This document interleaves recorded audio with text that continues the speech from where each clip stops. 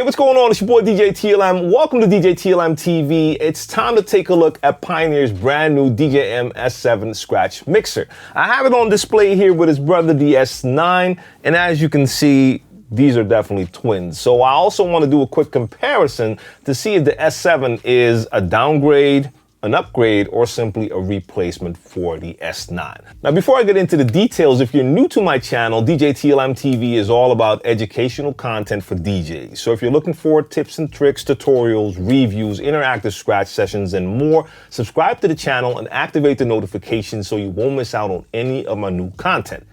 Now, I haven't tested the mixer yet, but if you want to see me use it live, you can tune in this Friday for Certified Bangers, and on Monday, I'll be using it during Crates, my all-vinyl edition. All the links will be in the description box down below. I can't wait to test this mixer, but for now, let's just take a look at it and compare these two. Let's go. All right, so here we have them side by side, the brothers, the twins. I mean, it's pretty obvious that these mixers are very similar. But you can also tell that a couple of things are different, but there's a lot more going on under the hood. So when we start at the bottom of the mixer, the fader section, that is identical. The placement is exactly the same. The only difference is that the channel faders on the S9, in my opinion, feel way better. And I mean way better than the ones on the S7. The crossfader feels the same, even though I'm going to truly test that tomorrow when I play with the S7. But the first feeling just felt really good. Now, when we get to the performance pads, this is where we start to see the first differences. First off, the ones on the S7 are larger than the performance pads on the S9. Now, performance-wise, I don't know if that's really going to make a difference. I've never had any issues with the size of the ones on the S9, so I'll have to try out and see if I notice a difference. Now, the pads are larger on the S7 because they removed that section in the middle on the S9 where you had the pad mode selection buttons and the display.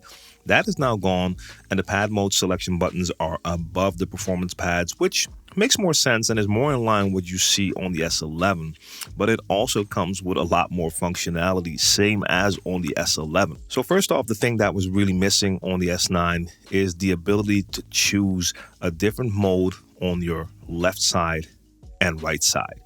On the S9, you had one mode across all 16 performance pads, and that was it. So now you can choose something different on both sides. But they also added the split mode, meaning that you can have the top row of your performance pads in one mode and the bottom half in another mode. Now, this is a major improvement over what you have on the S9. And even though I'm not very big on using a lot of different things, I mostly use hot cues, having that split mode, I know for a fact I will experiment more with using a couple modes at the same time. They also added the scratch bank, and that is a feature I'm looking forward to using a lot when I play tomorrow. Now then we get to the effects section, and that is where people at first thought that the S7 cut down on features when there's actually a lot more going on. So yes, on the S9, you had 6 buttons on the left side for the onboard Pioneer effects and 6 buttons on the right side for the Serato effects. There's only 3 on each side, so that looks like you won't have the same amount of options, but that is not the case. So if you want to use your onboard effects, you still have your 6 buttons. The 3 on the left and 3 on the right all have a different effect, so you still have your 6 onboard effects. That is my favorite mode. I always use the onboard effects when I'm using the Pioneer mixers. It's just my favorite way to play. Now, if you do prefer the effects in Serato, you can just switch the mode by using Shift, and now all the 6 buttons are for your Serato effects or record box effects. So that functionality is still there.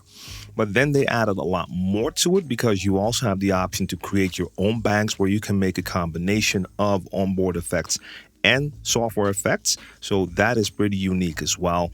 And they added a new feature where you can do MIDI loops and trigger a lot of stuff. I'm not really going to get into that because I can't show you yet.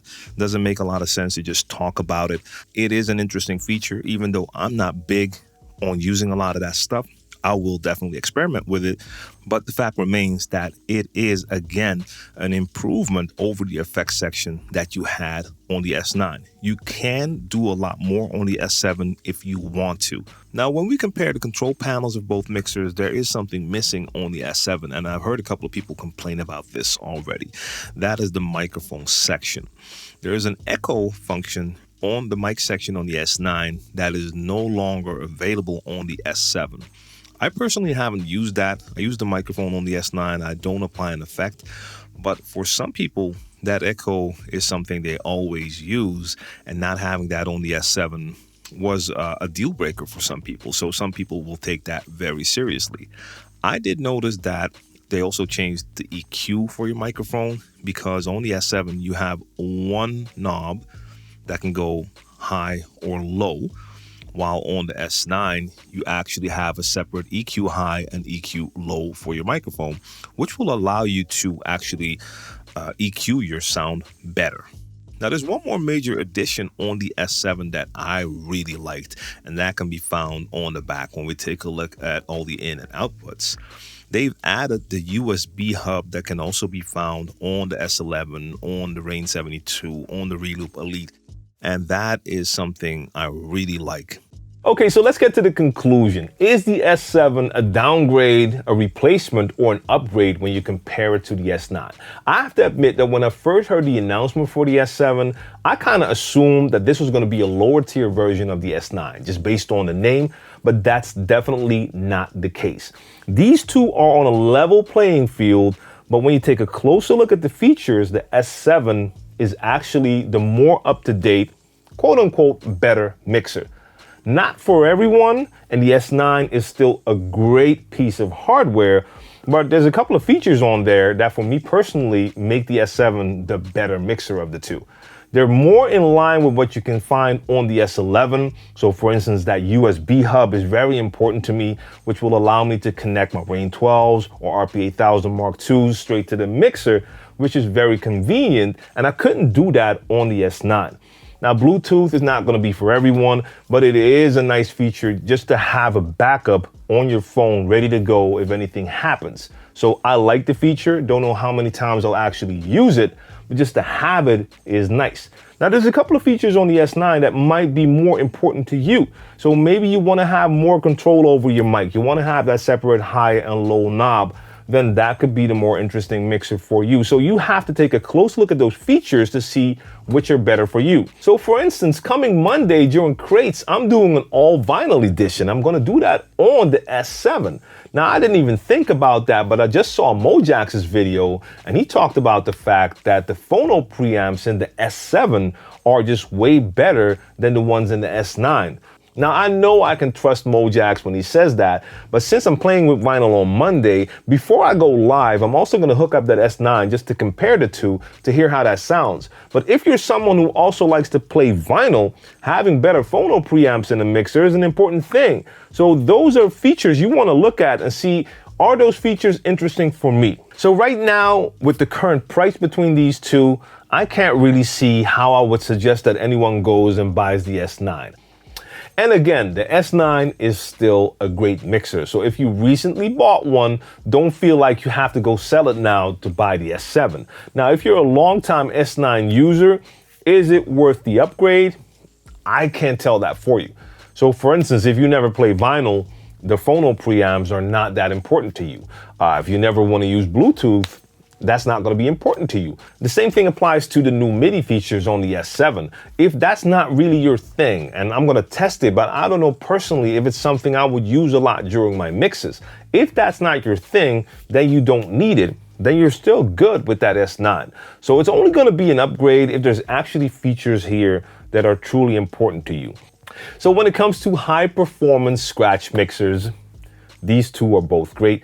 They will both get the job done. Both are great options. If you have the S9, you have to take a close look at the new features on the S7 to see if it is worth the switch. If you're in the market to buy one of these mixers right now, the S7 is the logical choice because of the newer features and the price point, but you cannot go wrong with an S9. So if you can find a good deal on an S9, that is still a great mixer.